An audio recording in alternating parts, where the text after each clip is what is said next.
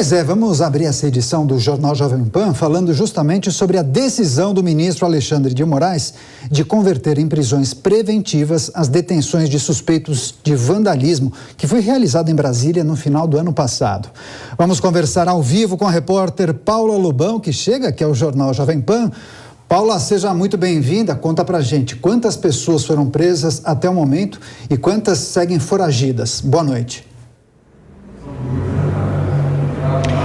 Oi, Daniel, boa noite para você, boa noite para a Lívia também e para todos que nos acompanham nesta sexta-feira. Até o momento, 4 pessoas já foram presas pela Polícia Federal, outras 7 seguem foragidas, sendo procuradas, portanto, pela Polícia Federal.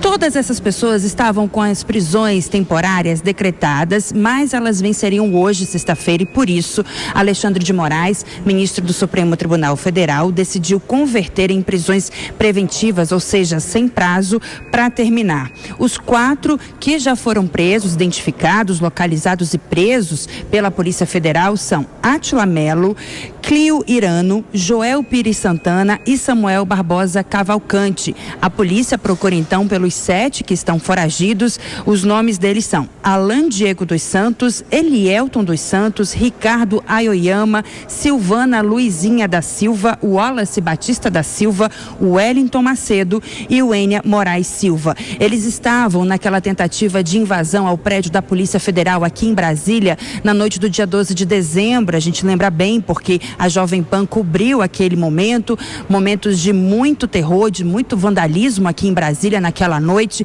Esse grupo protestava contra a prisão do líder Xererê, do líder indígena Sererê, na verdade. Sererê é o nome dele. E, portanto, naquele momento, o que eles fizeram? Eles depredaram o prédio da Polícia Federal, colocaram fogo, incendiaram carros que estavam estacionados nas proximidades e também tentaram jogar de cima de um viaduto um ônibus.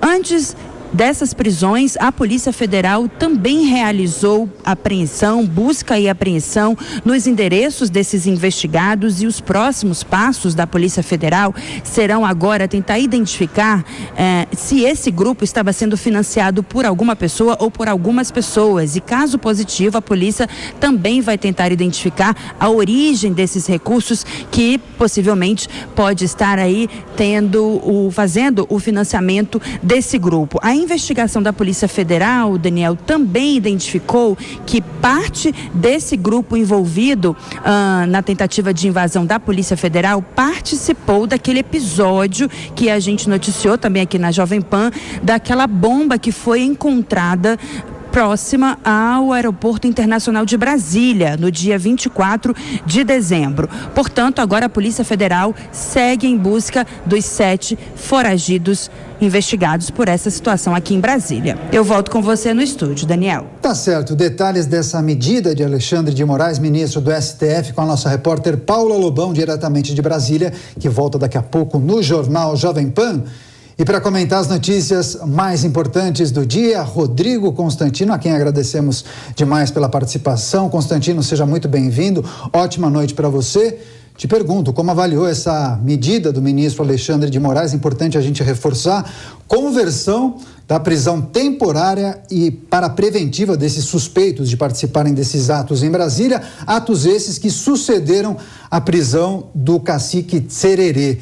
A prisão preventiva, é importante lembrar, ela não tem prazo para terminar. Acho que essa é a mudança substancial, né?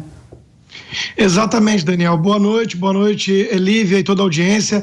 Esse é o problema, né? Decreta a prisão preventiva e essas pessoas podem ficar ad eternum na prisão sem um devido processo legal. Eu jamais defendi e jamais vou defender violência, vandalismo. Aliás, eu sou um crítico desse método, né? Faz muito tempo. É o método usado pelo MTST do Boulos, que está no governo do Lula. É o método dos black blocs, das antifas, do MST. Eu sou contra vandalismo, violência e destruição.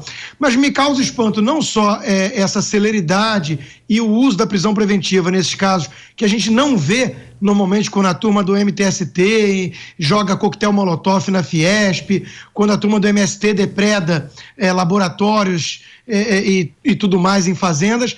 E outra coisa que me chama a atenção é sempre a história da competência, Quer dizer, o Alexandre de Moraes hoje virou o imperador do Brasil. Essas pessoas, obviamente, desnecessário dizer, não possuem foro privilegiado, eu não consigo entender por que o STF assume esse protagonismo tão grande e decretando prisões por aí afora, né? Então, isso é uma coisa que me incomoda, porque dentro de um contexto que a gente está vivendo, a gente sabe que o Alexandre de Moraes já tem ultrapassado e muito os seus limites constitucionais.